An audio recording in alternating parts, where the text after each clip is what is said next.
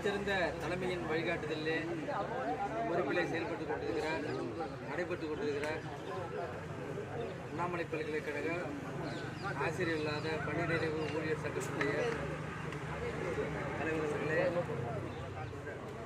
துணைத் தலைவர்களே மற்றும் ஏனைய பொறுப்பாளர்களே, முக்கியமான விஷயம் இருக்கு.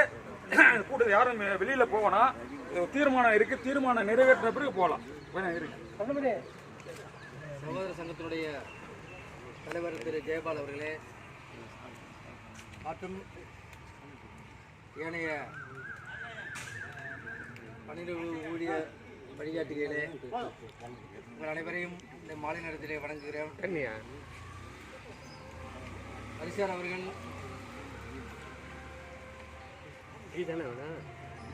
தலைமைச் செயலகத்தில் நடந்த பேச்சுவார்த்தை தொடர்பான விஷயங்கள் எல்லாம் அசலாக கண் முன்னே நாம் காண்பது போல தெளிவாக விளக்கிவிட்டார்கள். துரைசார் அவர்கள் ஏற்கனவே இதனுடைய சாராம்சங்களை எல்லாம் சொல்லிவிட்டார்கள். இப்பொழுது நம்மை ஒரு தொடர் போராட்டத்தினை ஒரு எள்ளி நயகையாடியவர்கள் எல்லாம்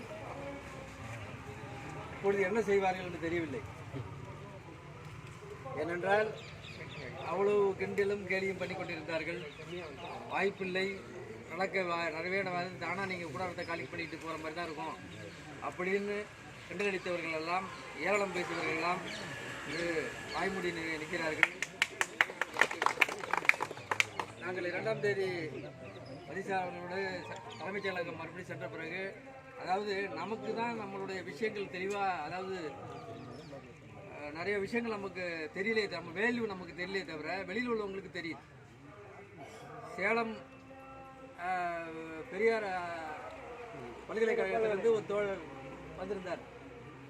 அவர் நாங்கள் பேசிகிட்டு இருக்கும்போது பக்கத்தில் இருந்து அவர்கிட்ட பேசுகிற சூழ்நிலையில் சொன்னார், சார் என்ன சார் நீங்கள் உங்கள் எம்பியை வச்சு எல்லா பேச்சுவார்த்தையில் எல்லாம் டிமாண்டை பூரா வச்சு பேசி வாங்கிட்டீங்க போல இருக்கு. நான் பார்த்தேன் சார், நியூஸ்லாம் பார்த்தா ரொம்ப மகிழ்ச்சியாக இருக்குது சார், நல்லபடியாக முடிச்சிட்டிங்க எப்படியோ எம்பி. அதாவது ஒரு மக்கள் பிரதிநிதியின் முன்னிலையில் ஒரு கூட்டமைப்பினுடைய ஒரு ஊழியர்களுடைய சங்கத்தினுடைய கூட்டமைப்பு போய் பேசி அந்த பேச்சுவார்த்தையை அவர் முன்னிலையில் நடத்தி ஒரு உத்தரவாதத்தை அரசிடம் என்று பெற்று நாம் வந்திருக்கிறோங்கிறது நமக்கு தெரியல. நம்ம எவனோ சொல்கிறான், என்னென்னமோ விமர்சனங்கள் பேசுகிறாங்க, அதையெல்லாம் காதில் வாங்கிட்டு உண்மை நடந்துச்சா நடக்கலையா, ஏன் வெற்றி விழா சொன்னாங்களே 7ஆம் தேதி ஆகிட்டேன் 14ஆம் ஆகிட்டேன் இப்படி தான் பேசிகிட்டு இருக்கோமே தவிர இதோட வேல்யூ நமக்கு தெரியல, நம்மளுடைய பலம் நமக்கு தெரியல. அதனால தான் இன்னமும் போராடிக்கிட்டே இருக்கோம்.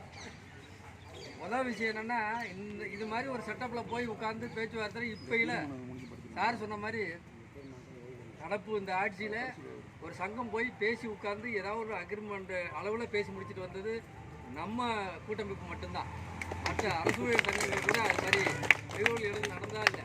தலைமைச் செயலாளர் லெவலில் சும்மா தலைமைச் செயலாளரை பார்த்துட்டு வந்திருக்காங்க. மிகப்பெரிய கோட்டை முற்றுகை போராட்டம் முடியும் பொழுது கூட போய் 20 பேர் போய் சேர்த்துக்கிட்டு போட்டு தலைமைச் செயலாளர் அலுவலகத்தில் முன்னே உட்காந்து தலைமைச் செயலாளர்கிட்ட பேசிட்டு மனு கொடுத்துட்டு வந்தாங்களே அப்படின்னு எந்த ஒரு பேச்சுவார்த்தையோ ஏதோ ஒரு ஒரு உடன்படிக்கையோ இல்லை.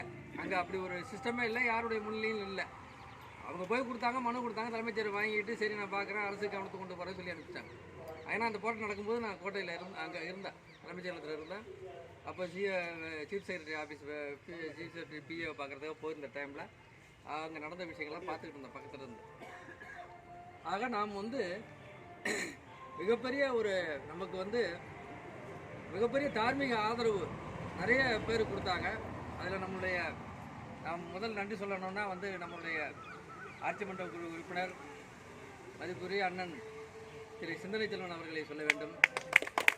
அவங்களுக்கு எப்போ இந்த ஆட்சி மன்ற குழு பொறுப்புக்கு வந்தாங்களோ அதுலேருந்தே இந்த பல்கலைக்கழகத்தை நல்வழிப்படுத்தணும், நல்லபடியாக கொண்டு வரணும், பாரம்பரியம் மிக்க பல்கலைக்கழகம் இப்படி வீணாகிட்டு இருக்குது, இதை விடக்கூடாதுன்னா எப்படியா பண்ணணும் அப்படிங்கிற அந்த உள் இன்ட்யூஷன் உண்டு. அடுத்தது எடுத்துக்கிட்டிங்கன்னா பார்த்திங்கன்னா நம்மளுடைய எழுச்சி தமிழன் நம்முடைய பாராளுமன்ற உறுப்பினர் அவர்களுக்கும் திருமாவளவன் அவர்களுக்கும் நம்ம மேலே ஒரு ஈடுபாடு அன்பு, அதனுடைய விளைவு நியாயமான கோரிக்கை, நம்மளும் இதை கொண்டு போகணுங்கிற எண்ணம். தோழர் கேபி அவருக்கு எப்பொழுதுமே நம்ம கூட இருக்கிறவங்க, எப்போவுமே நம்ம எடுக்கக்கூடிய போராட்டங்களில் என்றைக்குமே பக்கபலமாக இருக்கக்கூடியது மார்க்சிஸ்ட் கம்யூனிஸ்ட் கட்சி, அதனுடைய பொதுச் செயலாளர் தோழர் கேபி அவர்கள்.